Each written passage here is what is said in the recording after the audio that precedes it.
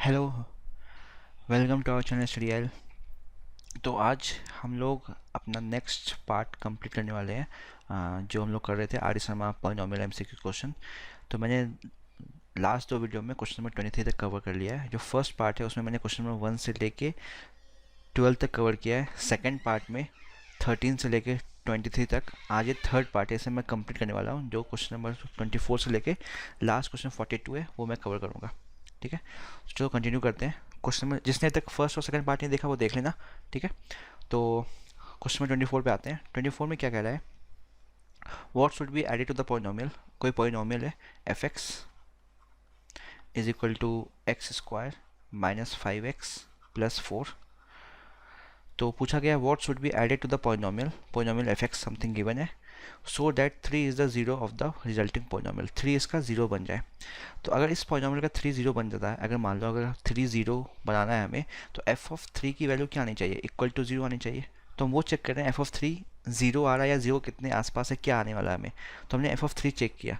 ठीक है, अगर 3 जीरो होगा तो एफ ऑफ 3 एफ ऑफ 3 की वैल्यू जीरो होनी चाहिए। ठीक है, तो चेक कर रहे हैं एफ ऑफ 3 है क्या यहाँ पे। तो हमने एफ एक्स में 3 पुट किया, तो एफ ऑफ 3 चेक करें क्या आ रहा है।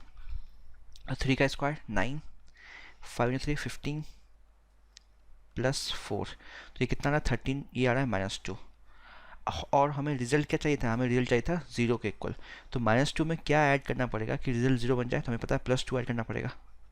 ठीक है, तो मतलब कहने का मतलब इस पॉलिनोमियल में अगर +2 ऐड कर दिया जाए तो रिजल्ट जो एफ ऑफ 3 वो जीरो के इक्वल आ जाएगा।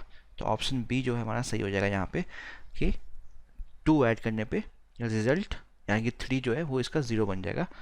तो option B will be the right answer. ठीक है, सिंपल है, क्लियर है, समझ में आ गया। नेक्स्ट क्वेश्चन 25 पे आते हैं। नेक्स्ट बिल्कुल सेम पैटर्न पे सिर्फ पूछा गया what should be subtracted from the polynomial. ठीक है, तो बस यहाँ पे एडिशन था, यहाँ पे सब्ट्रैक्शन पूछा है। तो यहाँ पे एफ एक्स क्या है हमारे पास, एफ एक्स है x square minus 16x plus 30।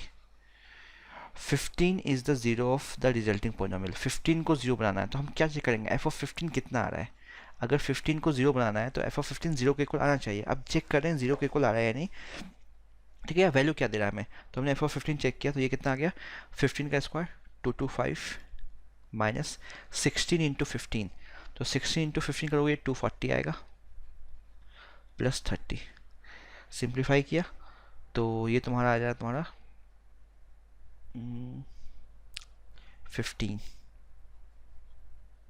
ठीक है, तो रिजल्ट 15 आ गया। तो हमें रिजल्ट क्या चाहिए था, हमें रिजल्ट ज़ीरो चाहिए था।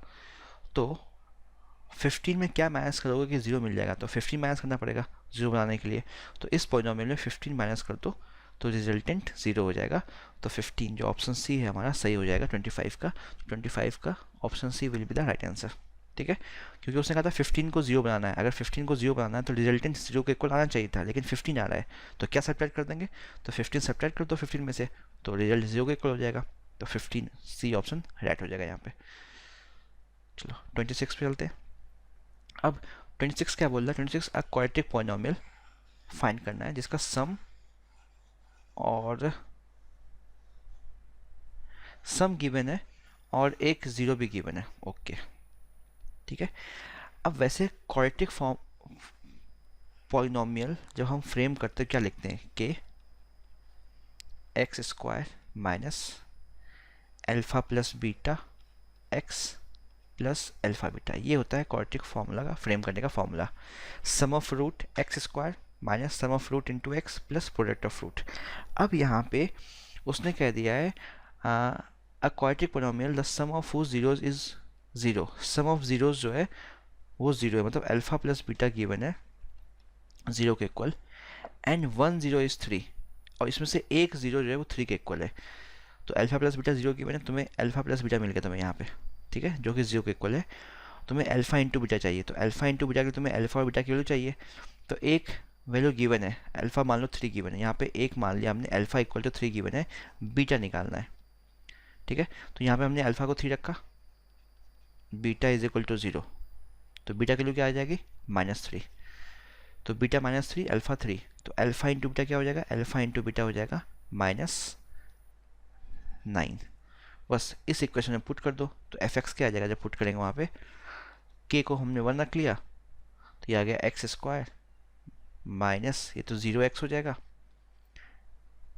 -9, तो ये हो गया एक्स स्क्वायर -9। अब देखो ऑप्शन कौन सा मैच कर रहा है, ऑप्शन ए, 26 का ए मैच कर रहा है, तो ए हमारा राइट आंसर हो जाएगा। ठीक है, तो ये होता है क्वाड्रेटिक इक्वेशन फ्रेम करने का फॉर्मूला। के यूज़ करते हैं हम, के की वैल्यू कुछ भी रख सकते हैं, 1 2 3 4 तुम्हारे ऊपर, तो हमने यहाँ 1 रख लिया। ठीक है, तो 1 रखने पे ऑप्शन मैच कर रहा था, x square minus sum of root into x plus product of root. ये याद रखना, ये इंपॉर्टेंट है, एग्जाम में से क्वेश्चन पूछा जाता है इस फॉर्मूले से। चलो मूव करते हैं नेक्स्ट पे, 27 पे। अगेन 27 में क्या गिवन है, if 2 zero of polynomial, 2 zero given है, थर्ड जीरो फाइंड करना है। सिंपल है, क्यूबिक पॉलिनोमियल है, एफ एक्स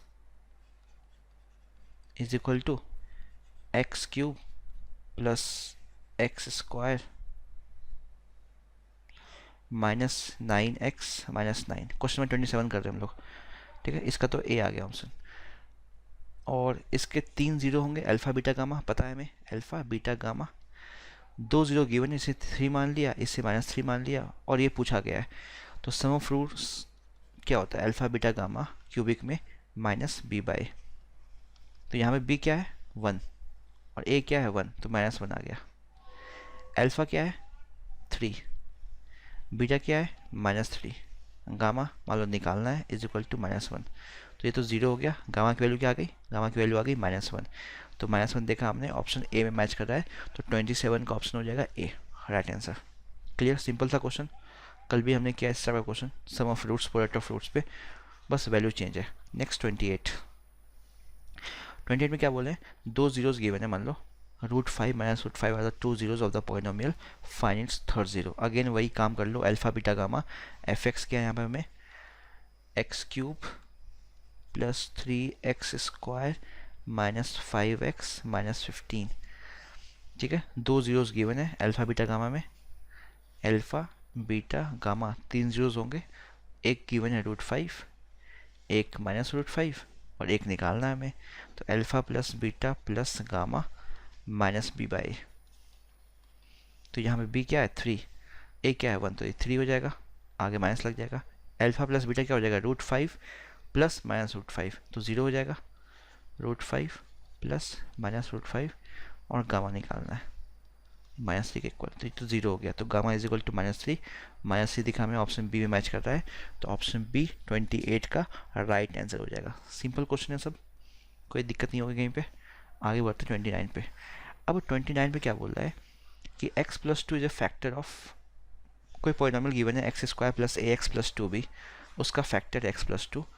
तो एक तो फैक्टर गिवन है और a प्लस बी 4 के इक्वल गिवन है, और तो फाइंड करना में a और b क्या होगा। तो a और b दो अननोन निकालना में, दो इक्वेशन चाहिए। तो एक तो गिवन है a plus B equal to 4, question में दो अननोन सॉल्व करने के लिए दो इक्वेशन चाहिए, तो एक तो गिवन है, और दूसरे में उन्होंने बोल दिया है x प्लस 2 जो है, x प्लस 2 ये फैक्टर है पॉलिनोमियल एफ एक्स का। एफ एक्स क्या है, एफ एक्स गिवन है x square plus A X plus 2b, इसको हमने एफ एक्स मान लिया। तो x प्लस 2 इसका फैक्टर है। अगर x प्लस 2 फैक्टर है तो इसका जो जीरोस होगा वो यहाँ पुट करेंगे तो वैल्यू क्या देगा, 0 देगा। मतलब x is equal to -2, f of -2 क्या देगा हमें, 0 के इक्वल देगा। हमें a और b निकालना है, तो a और b निकालने के लिए हमें दो इक्वेशन चाहिए। तो एक इक्वेशन तो गिवन है क्वेश्चन में, a plus B equal to 4, और दूसरे को हम ये यूज़ करेंगे f of -2 is equal to 0, क्योंकि x प्लस 2 इसका फैक्टर है, तो एफ ऑफ -2 क्या हो जाएगा, 0 हो जाएगा। तो जीरोस जब पुट करते हैं हम किसी भी इक्वेशन में एफ एक्स में, तो वो क्या देगा, वैल्यू रिमाइंडर 0 देगा। तो एफ ऑफ -2 यहाँ 0 होगा, उम्मीद ये सब पता होगा आपको।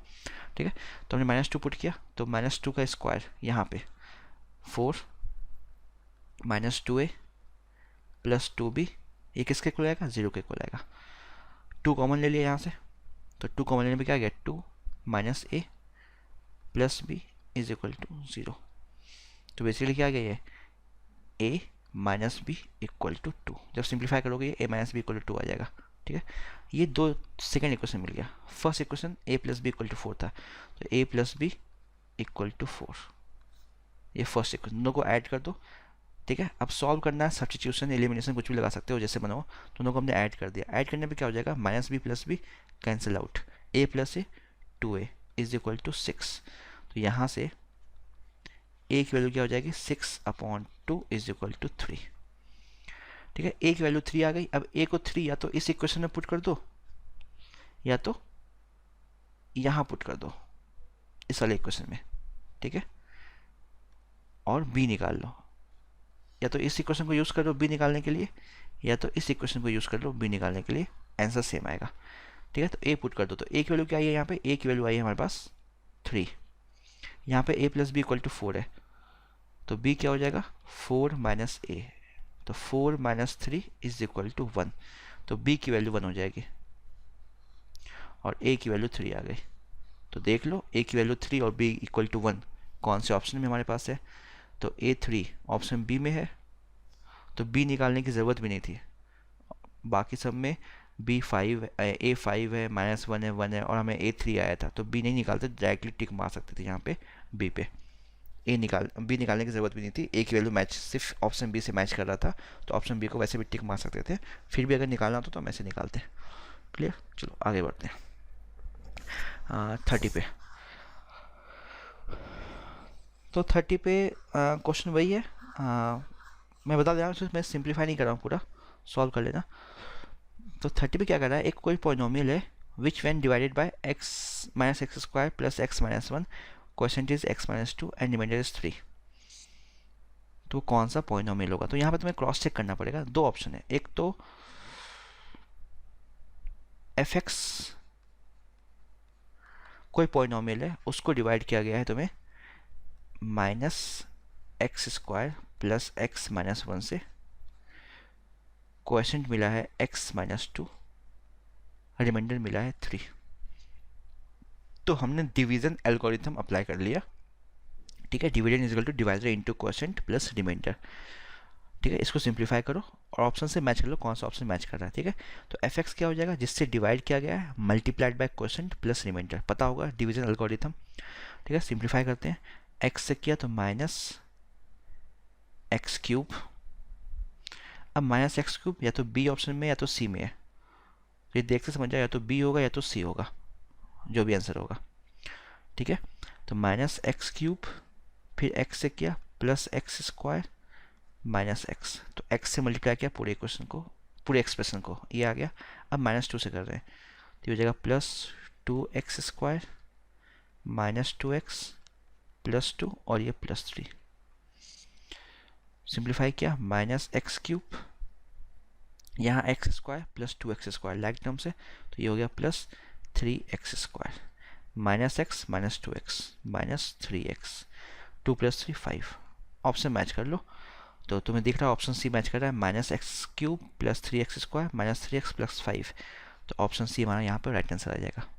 क्लियर है, सिंपल क्वेश्चन था, डिवीजन एल्गोरिथम लगा दो, आंसर निकाल लो। आगे मूव करते हैं 31 पे।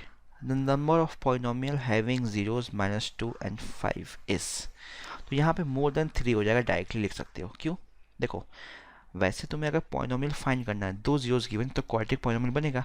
तो क्वाड्रेटिक पॉलिनोमियल फ्रेम करने का जो फॉर्मूला होता है वो k होता है, k x square minus alpha plus beta times sum of root into x plus product of root. यहाँ पे जीरोस गिवन है -2 एंड 5, तो तुमने निकाल लिया alpha plus beta is equal to -2 plus 5 is equal to 3, और निकाल लिया alpha beta -2 into 5 -10। F x में पुट किया के x square alpha plus beta 3, तो -3x प्लस अल्फा बीटा -10। ठीक है, अब k की वैल्यू चेंज करते जाओ, पॉलिनोमियल चेंज होता जाएगा। k 1 रखो तो x square minus 3x minus 10 मिलेगा, k 2 रखो तो polynomial 2x square minus 6x minus 20 मिलेगा।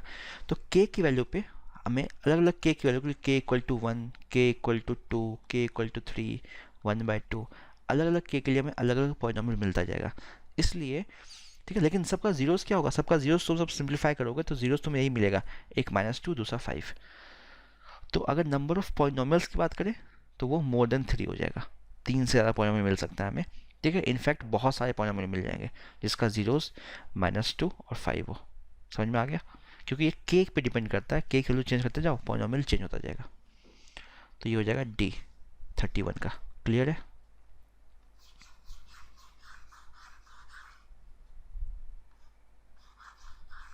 नेक्स्ट मूव करते हैं 32 पे। 32 क्या कह रहा है, if one of the zeros of the quadratic polynomial is -3 then value of k. एक जीरो गिवन है -3, then find the value of k. तो अगर एफ एक्स हमारे पास गिवन है के -1 एक्स स्क्वायर प्लस के एक्स प्लस 1, 3 इसका जीरो है, तो हमें पता है -3 इसका जीरो, तो एफ ऑफ -3 किसके इक्वल होगा, जीरो के इक्वल आएगा। अगर -3 जीरो है तो हमने एफ ऑफ -3 यहाँ पुट किया एक्स की जगह, तो ये हो गया के -1 -3 का स्क्वायर 9 प्लस के इंटू -3, ये हो गया -3 के plus 1 is equal to 0। Simplify किया, 9 के -9 -3 के प्लस 1 इज इक्वल टू 0।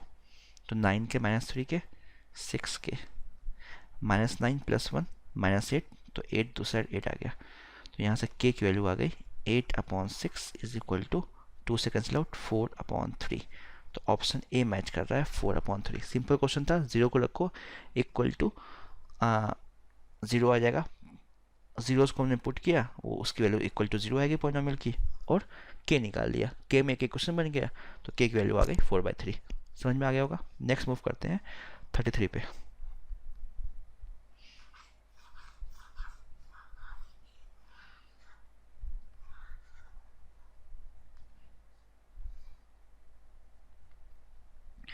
33 पे, तो 33 क्या है, zeros of the quadratic polynomial x square plus 99x plus 127 are both negative both positive both equal, one positive and one negative. ठीक है, तो यहाँ पे देखो बेसिकली एक काइंड ऑफ ग्राफ का क्वेश्चन है, फिर भी मैं बता रहा हूँ, समझ में आ जाए तो अच्छी बात है, नहीं तो जब क्वाड्रेटिक पढ़ोगे होता क्या है ना, ये जो पॉलिनोमियल गिवन है F x square plus 99x plus 127, तो इसके 3 कोफिशिएंट होते हैं ए बी सी। ए क्या बताएगा, जो कर्व बनेगा वो अपवर्ड या डाउनवर्ड होगा, ऐसा कर्व बनेगा या ऐसा कर्व बनेगा, वो डिपेंड करता है ए पे। अगर ए पॉजिटिव है तो पैराबोला अपवर्ड होगा, ए नेगेटिव पैराबोला डाउनवर्ड होगा। ठीक है, मैं ब्रीफ बता रहा हूँ।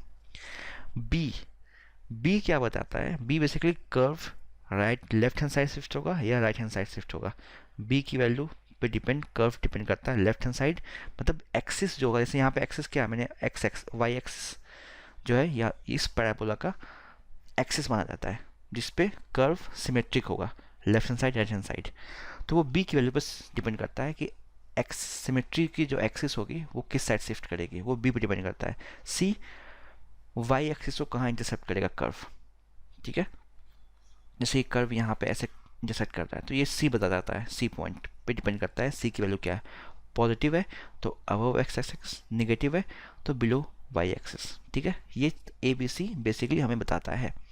अब अगर यहाँ पे ए और बी दोनों पॉजिटिव हो, तो जो एक्सिस होता है लाइन ऑफ सिमेट्री, ठीक है, लाइन ऑफ सिमेट्री कर्व का, वो लेफ्ट हैंड साइड शिफ्ट करता है। तो इस केस में ए 1 है बी 99 है, तो जो भी कर्व बन रहा होगा वो बेसिकली इस वाई एक्सिस के लेफ्ट साइड शिफ्ट कर जाएगा, उसका line of symmetry. Line of symmetry मतलब लेफ्ट हैंड साइड कर्व का राइट हैंड साइड इक्वल होगा। ठीक है, तो वो कुछ यहाँ शिफ्ट कर जाएगा, ऐसा कुछ शिफ्ट कर रहा होगा, और ये पॉइंट होगा तुम्हारा 127 के आसपास। तो अगर ऐसा कुछ होगा, ठीक है, तो जो वैल्यू ज़ीरो क्या होता है, जहाँ पे एक्स एक्सिस को कट करेगा, तो दोनों वैल्यू जो होगी वो नेगेटिव साइड कट कर रही होगी एक्स एक्सिस को जीरो से पहले। तो दोनों जो जीरोस होगा हमारा वहाँ पे बहुत नेगेटिव आ जाएगा। तो एक तो कर्व से ये बता सकते हैं, अगर कर्व से समझ में नहीं आया तो इसका जीरोस निकाल लो, जीरोस निकाल के देख लो वैल्यू क्या आ रही है, पॉजिटिव या नेगेटिव।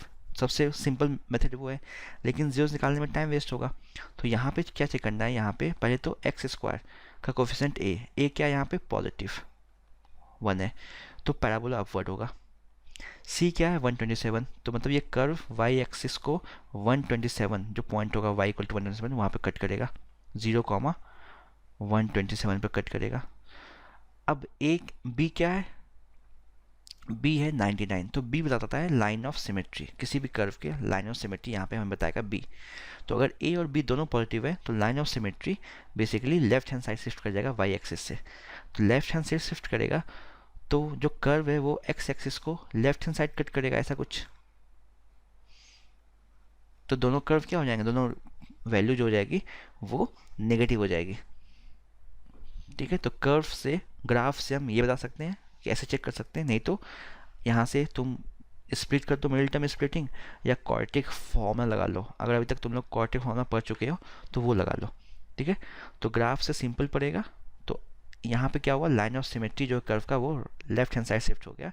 तो दोनों बार कर्व एक्स एक्सिस को नेगेटिव साइड कट कर रहा है, इसलिए दोनों जो वैल्यू हो जाएगी वो नेगेटिव हो जाएगी जीरोस की।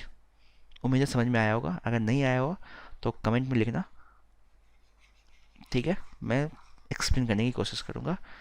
तो सबसे सिंपल वे है कि तुम जीरोस निकाल लो, नहीं तो फिर ग्राफ से भी अगर समझ में आ गया तो बहुत अच्छी बात है। नेक्स्ट बढ़ते हैं 34 पे।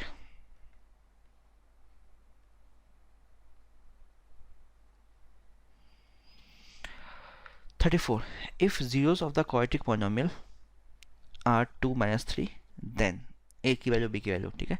तो अगेन यहाँ पे दो इक्वेशन, यहाँ पे एक भी इक्वेशन गिवन नहीं है। एक हमने ऊपर क्वेश्चन किया था जहाँ पे से ये क्वेश्चन 29, देखो हमने 29 किया था। तो 29 में क्या था हमारे पास, एक जीरो गिवन था और एक इक्वेशन गिवन था। तो यहाँ पे 34 में जीरोस गिवन ही नहीं है, इक्वेशन गिवन ही, दोनों जीरोस गिवन है। तो अगेन ए और बी निकालना है, तो ए और बी में दो इक्वेशन बनेगा। तो एक बार क्या होगा, एक बार यहाँ पे एक तो देखो एफ एक्स क्या गिवन है, एफ एक्स हमारे पास गिवन है x square plus a plus 1x plus B, और जीरोस इसका गिवन है 2 और -3। तो एक बार एफ ऑफ 2 रखोगे तो वैल्यू इक्वल टू 0 होगा, एक बार एफ ऑफ -3 रखोगे तो वैल्यू इक्वल टू 0 होगा, ठीक है। तो दोनों वैल्यू जो इक्वल टू 0 आएगा वो ए और बी में बनेगा इक्वेशन। तो हमने 2 रखा यहाँ पे, तो ये आ गया 4 plus a plus 1 2 plus B equal to 0। Simplify कर लिया तो 4 plus 2a plus 2 plus b is equal to 0। तो basically 2a plus b is equal to 4 plus 2 6, भेज दिया राइट हैंड साइड तो -6 आ गया। तो एक इक्वेशन ये बन गया। एक जब -3 पुट करोगे यहाँ पे एफ ऑफ -3 तो क्या हो जाएगा, वो हो जाएगा 9 plus a plus 1 -3 plus b is equal to 0। Simplify किया तो ये -3 है, तो यहाँ से -3 plus 9 plus 6 plus b is equal to 0। तो ये आ गया -3 है plus b is equal to -6, equation 2। 1 और 2 को सॉल्व करोगे ए और बी की वैल्यू हम निकाल लेंगे, ठीक है। तो ये कर लोगे उम्मीद है, ठीक है। ए और बी तुम्हें निकल जाएगा सॉल्व करने पे। तो यहाँ पे जो तुम्हारा ऑप्शन आ जाएगा चेक कर लोगे तो डी सेटिस्फाई करेगा। अगर मान लो सिंप्लीफाई नहीं कर पाते हो तो यहाँ से वैल्यू उठा उठा के पुट कर लो, जो तुम्हारा इक्वेशन आया है उसमें वैल्यू उठा के पुट कर लो ए और बी की, ठीक है।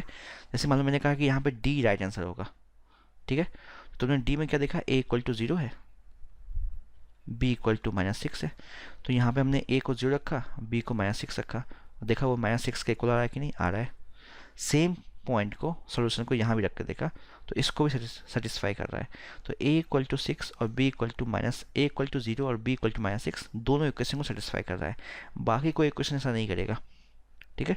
तो या तो सॉल्व कर लो इसको या ऑप्शन से वैल्यू निकाल लो ए और बी की और पुट करके देख लो कि कौन सा ऑप्शन से जो ए और बी की वैल्यू मिल रही है हमें, जो दोनों इक्वेशन को सेटिस्फाई कर रहा है, वो हमारा आंसर हो जाएगा।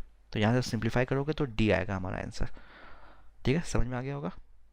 सेम क्वेश्चन है, बस इक्वेशन सॉल्व करना है, मैंने बाकी इक्वेशन फ्रेम कर दिया है। आगे बढ़ते हैं 35 पे, क्योंकि अगर मैं एक एक क्वेश्चन सिंप्लीफाई करूँगा तो बहुत वीडियो की लेंथ बहुत बड़ी बड़ी हो जाएगी, ठीक है। तो 36 zeros of the quadratic polynomial cannot both be positive, cannot both be negative, are always unequal, are always equal। 36। तो अगेन अगर 36 की बात करें, अगेन वो ए बी सी की वैल्यू पे डिपेंड करेगी हमारी वैल्यू, ठीक है। ए बी सी के वैल्यू पे डिपेंड करेगी। तो यहाँ पे वो क्या गिवन है, x square plus A X plus ए, ठीक है। तो यहाँ पे जब तुम निकालोगे, ठीक है, तो एक तो देखो देखो जब क्वाड्रेटिक पढ़ लोगे तुम्हें तो क्वाड्रेटिक इक्वेशन के बारे में और भी चीज़ें मालूम चलेगी। तो अभी तुमने क्वाड्रेटिक पढ़ा नहीं है, ठीक है, तो ज़्यादा हमें पता नहीं है। दूसरी बात देखो, अगर दोनों पॉजिटिव वैल्यू होगी, ठीक है, अगेन अगर दोनों पॉजिटिव वैल्यू होती तो मैंने क्या कहा था, ए बी सी का अपना अपना सिग्निफिकेंस है, ठीक है, अपना अपना सिग्निफिकेंट है। तो ए बी सी को ऑब्जर्व करते हुए हम बता सकते हैं कि वैल्यू पॉजिटिव होगी नेगेटिव होगी। एक तो होता है रूट निकाल लो, ठीक है, सबसे बेसिक इसे फैक्टराइज किया, रूट निकाल लिया। दूसरा फिर अगेन कर्व को स्टडी किया कि एक्सिस कहाँ शिफ्ट कर रहा है, पैराबोला अपवर्ड है डाउनवर्ड है, ठीक है, वाई एक्सिस को ये पॉइंट क्या बताएगा, जो सी जो होता है जो यहाँ पे एक इक्वल है, क्या बताएगा कि जो कर्व है वो वाई एक्सिस को कहाँ पे कट कर रहा है, वो बताएगा हमें, ठीक है। तो इन सब चीज़ों को ऑब्जर्व करते हुए हम ये बता सकते हैं कि ये जो कर्व है जब प्लॉट करोगे तो कर्व कैसा आ रहा है, ठीक है, कर्व ऐसा आ रहा है, कर्व ऐसा आ रहा है, कर्व ऐसा है। इन सब चीज़ों को ए और बी सी को ऑब्जर्व करते हुए हम ये बता सकते हैं कि कर्व कैसा बनेगा। एक तो है तुम कर्व बना लो, दूसरा फैक्टराइज कर लो, फैक्टराइज करके रूट निकाल लो, ठीक है। तो अगर कर्व पे कमांड है तो ये चीज़ें समझ में आ जाएगी। यहाँ पे क्या हो जाएगा, दोनों पॉजिटिव नहीं होगा, ये तो हमें पता है, ठीक है। दोनों नेगेटिव होगा कि नहीं, नहीं कह सकते हैं। इक्वल होगा कि नहीं पता, ऑलवेज इक्वल तो कभी नहीं होगा, ठीक है।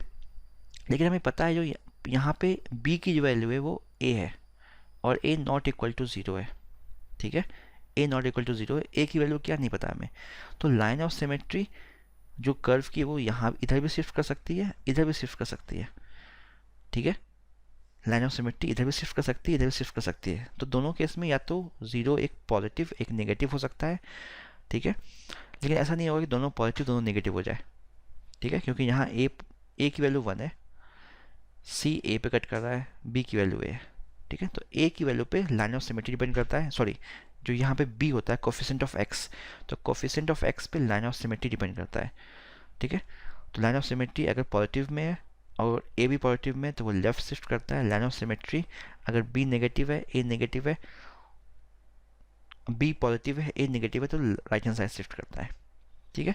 तो इस केस में हम ये बोल सकते हैं कि दोनों नेगेटिव ये दोनों पॉजिटिव हो पॉसिबल नहीं है, दोनों इक्वल हो पॉसिबल नहीं है। तो ऑप्शन ए जो है कैनॉट बोथ बी पॉजिटिव, यही सही हो सकता है यहाँ पे, बाकी का कुछ नहीं पता। क्लियर है। थोड़ा सा कॉम्प्लिकेटेड है, जब क्वाड्रेटिक इक्वेशन पढ़ लोगे वहाँ पे क्वाड्रेटिक इक्वेशन क्वाड्रेटिक कर्व के बारे में और पढ़ोगे डिटेल में, ठीक है। तो मैं यहाँ पे डिटेल में पढ़ाऊँगा तो वीडियो का लेंथ बहुत बड़ा हो जाएगा, तो वो मैं नहीं कर सकता। बाकी मैं जब वीडियो बनाऊँगा पॉलिनोमियल पे तो वो पढ़ लेना, समझ में आ जाएगा कर्व कैसे काम करता है। 37 की बात करते हैं। 37 में क्या बोल रहा है, if one of the zeros of the cubic polynomial is -1 then the product of the other two zeros is, other two zero का प्रोडक्ट पूछ रहा है उसमें, ठीक है। तो एफ एक्स गिवन है हमारे पास, F x is equal to x cube plus A X square plus B X plus C, ठीक है। अल्फ़ा बीटा गामा, ये -1 मान लिया, हमें अल्फ़ा बीटा इंटू गामा पूछा है, ठीक है। अब देखो alpha beta gamma is equal to -d/a होता है। तुमने वहाँ अल्फ़ा को -1 रखा तो ये हो गया minus beta gamma minus D, D क्या है यहाँ पे, कर्व को देखो डी का काम कर रहा है सी, तो ये आ गया सी, ए क्या है 1, तो यहाँ से तुम्हारा आ गया गामा इंटू बीटा या beta into gamma is equal to C. अब सी जो है वो किसी ऑप्शन से मैच नहीं कर रहा है, तो अब निकालना पड़ेगा सी की वैल्यू क्या होगी, हमें सी की वैल्यू क्या होगी, ठीक है। तो ये तो काम नहीं किया, अगर ऑप्शन में कहीं पे सी होता तो हम आंसर बोल देते हैं सी हमारा ऑप्शन होगा अल्फा इंटू बीटा।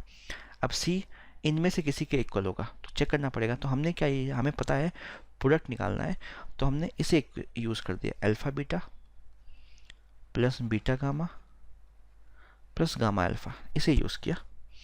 ये होता है बेसिकली सी बाई, और एक होता है alpha plus beta plus gamma, वो माइनस बी बाई, ठीक है। इससे तो हमारा ऑप्शन मैच नहीं किया, इसको छोड़ दिया आप।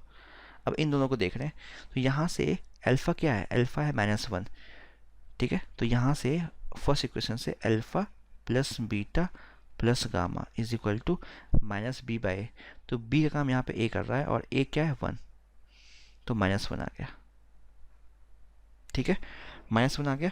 और यहाँ पे अल्फ़ा क्या है, अल्फ़ा -1 है, तो बेसिकली बीटा इंटू गामा क्या आ जाएगा, बीटा इंटू गामा यहाँ पे आ जाएगा तुम्हारा, सॉरी यहाँ पे बी ए है, तो माइनस ए आ गया, और गामा अल्फ़ा की वैल्यू -1 है, तो यहाँ से तुम्हारा क्या आ जाएगा, इसको हटा दो अभी, इसको बाद में लिख लेंगे, सिंप्लीफाई किया तो beta plus gamma is equal to -a, और अल्फ़ा की वैल्यू -1 थी तो ये +1 आ गया, ये आ गया बीटा प्लस गामा।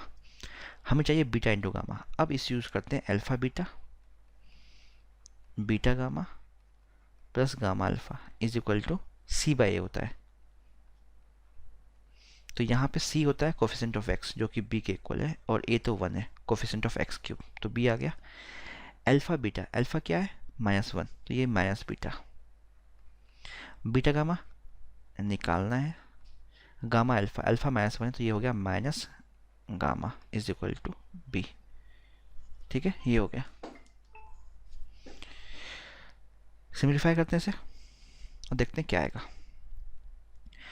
तो यहाँ पे बीटा इंटू गामा निकालना है, ये आ गया minus alpha into minus beta, उसको राइट हैंड साइड भेज दिया तो वो हो गया alpha, sorry beta plus gamma, minus gamma को यहाँ भेज दिया प्लस गामा, माइनस बीटा को यहाँ भेज दिया प्लस बीटा, तो ये आ गया b plus beta plus gamma. तो बीटा प्लस गामा की वैल्यू क्या थी, -a+1, तो यहाँ -a+1 रखा, तो ये आ गया b-a+1। अब मैच किया, ये कोई ऑप्शन मैच कर रहा है, ऑप्शन ए मैच कर रहा है, तो option A will be the right answer over here, b-a+1। ठीक है, बीटा इंटू गामा सी के इक्वल भी है, तो यहाँ हम बोल सकते हैं सी की जो वैल्यू होगी वो b-a+1 के इक्वल होगी। लेकिन ये ऑप्शन में मैच नहीं कर रहा था, तो हमने इस रिजल्ट को यूज़ किया और इस रिजल्ट को यूज़ किया, इसे सिंप्लीफाई कर लिया, तो समझ में आ गया। 37 क्लियर है, आगे मूव करते हैं। नेक्स्ट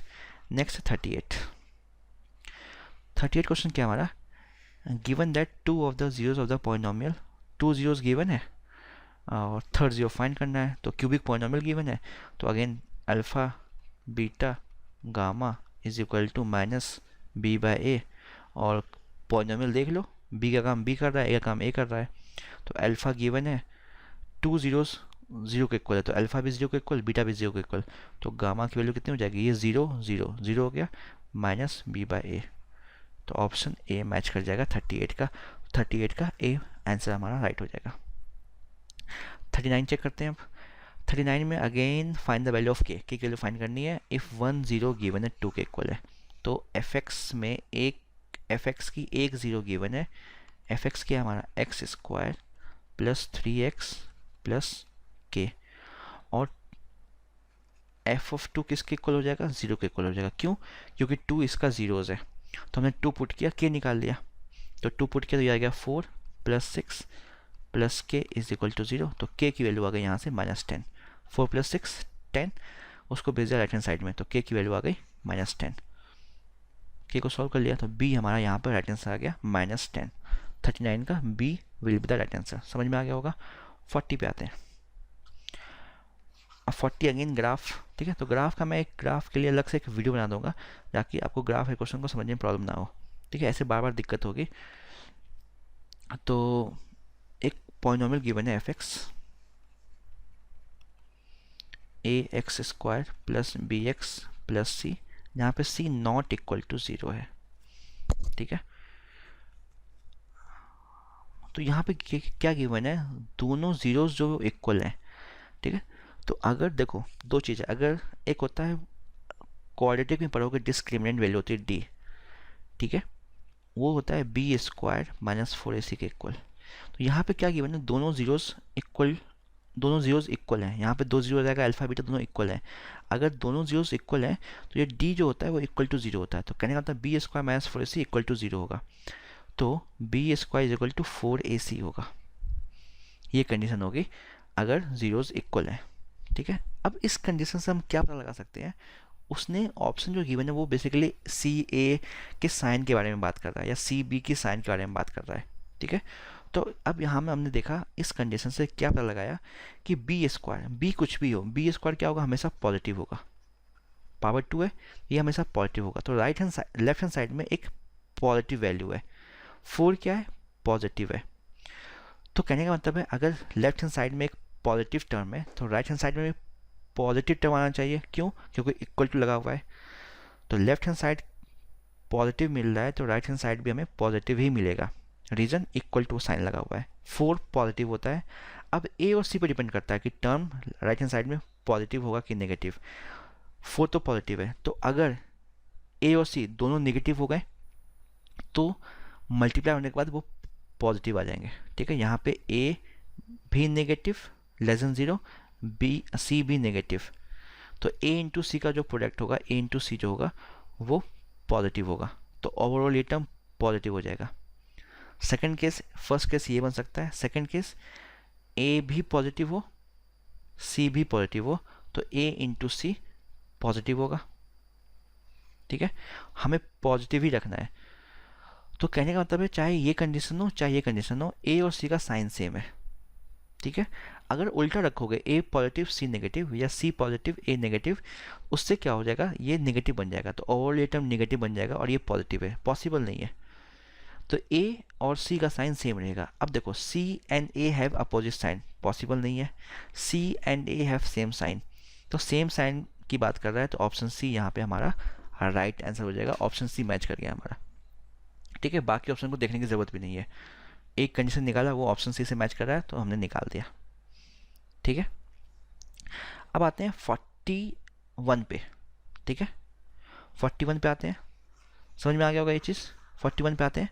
41 में क्या बोल रहा है, अगेन बेसिकली वो कर्व पे ही क्वेश्चन है, ग्राफ पे क्वेश्चन है।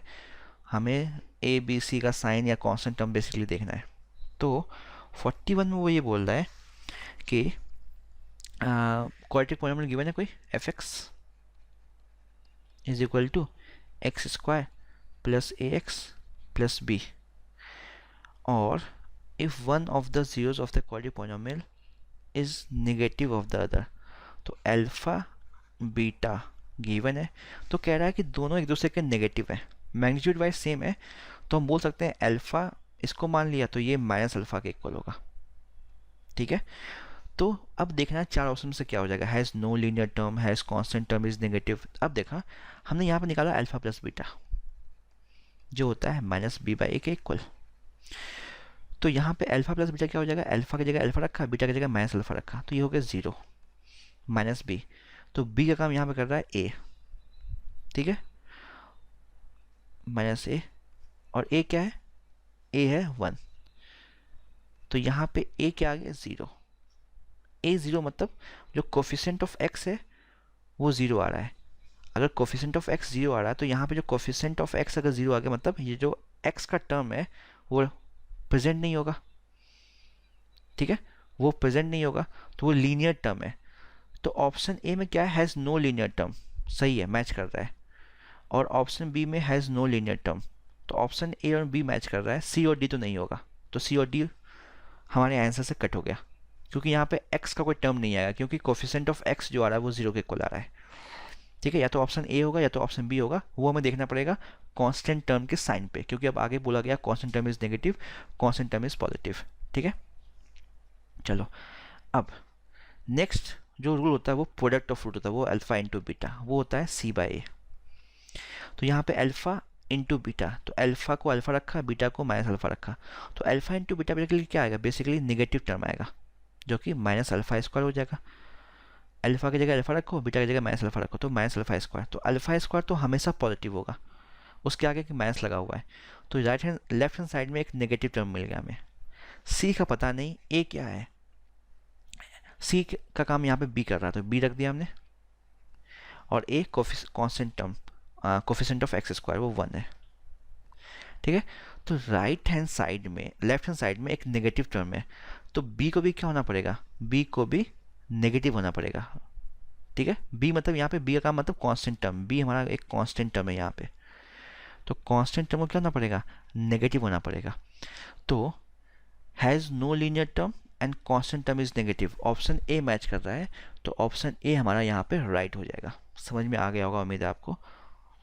तो मैंने कहा था पूरा chapter sum of root and product of root के अलोंग रिवॉल्व करेगा। तो हमने यहाँ पे अल्फा प्लस बीटा देखा, वहाँ से कांस्टेंट लीनियर टर्म मतलब एक्स का कोफिशिएंट 0 आ गया, तो ये टर्म प्रेजेंट नहीं होगा, हैज़ नो लीनियर टर्म। और जब अल्फा इंटू बीटा किया तो वहाँ से बी मतलब यहाँ पे कांस्टेंट टर्म वो आ रहा था नेगेटिव, तो ऑप्शन ए मैच कर गया। 42 देखो, which of the following is not the graph of quadratic polynomial. तो ये पैराबोला बन रहा है, क्वाड्रेटिक पॉलिनोमियल है, पैराबोला बन रहा है, क्वाड्रेटिक पॉलिनोमियल है, पैराबोला बन रहा है, क्वाड्रेटिक पॉलिनोमियल है। ये पैराबोला नहीं बन रहा है, ठीक है, एक कर्व है, तो ये क्वाड्रेटिक पॉलिनोमियल नहीं है, ठीक है। तो जो लास्ट ग्राफ है वो पॉलिनोमियल, क्वाड्रेटिक पॉलिनोमियल का ग्राफ नहीं है, तो ये हमारे ऑप्शन में नहीं आएगा। D will not be the graph of quadratic polynomial, बाकी सब क्वाड्रेटिक पॉलिनोमियल है, ठीक है। तो ये मैंने आपका कर दिया पॉलिनोमियल का objective question R D Sharma का क्लियर, ठीक है। तो अगर वीडियो पसंद आया हो, लेक्चर समझ में आया हो, तो लाइक करो, शेयर करो, चैनल को सब्सक्राइब करो, बेल आइकन दबा देना, ताकि जो नए नए वीडियोस मैं बनाता रहूँगा तो वो वीडियो मिस ना हो, आपको नोटिफिकेशन पहुँचता रहे, ठीक है। तो वीडियो अगर पसंद आ रहा है तो वीडियो को ज़्यादा से ज़्यादा शेयर करना और लाइक करना, और चैनल को सब्सक्राइब कर दो अभी तक नहीं किया है तो, ठीक है। अब मैं ऐसे ही सारे चैप्टर का डाल दूंगा ऑब्जेक्टिव क्वेश्चन, ठीक है। जिसने पार्ट 1 और पार्ट 2 नहीं देखा है वो देख लेना, लिंक तुम्हें मिल जाएगा नीचे डिस्क्रिप्शन बॉक्स में, और ऊपर जो आई बटन होता है वहाँ भी तुम अगर स्लाइड करोगे, क्लिक करोगे, तो तुम्हें वहाँ भी मिल जाएगा पार्ट 1 पार्ट 2 वीडियो, ठीक है। तो पार्ट 1 पार्ट 2 भी देख लेना, ये पार्ट 3 था, तो तीनों पार्ट देख लेना। चैप्टर का बेसिक कॉन्सेप्ट समझ में आ जाएगा, तुम्हें कहीं दिक्कत नहीं आएगी अब, क्योंकि आर डी शर्मा के ऑब्जेक्टिव क्वेश्चन बहुत ही इंपॉर्टेंट है, ठीक है। सेक्शन ए के लिए तुम्हें पता है सेक्शन ए में एमसीक्यू आने वाला है, तो एमसीक्यू ही फंसेगा, लॉन्ग टर्म क्वेश्चन नहीं फंसते एग्जाम में। वो पता होता है डायरेक्ट क्वेश्चन आने वाला है, क्या आने वाला है ये भी पता होता है। एमसीक्यू में थोड़ा थिंकिंग बेस्ड क्वेश्चन आता है, हम कभी कभी कन्फ्यूज हो जाते हैं। तो सारे चैप्टर का मैं एमसीक्यू डाल दूंगा, आर डी शर्मा से प्रैक्टिस कर लेना, देख लेना एक बार, ठीक है।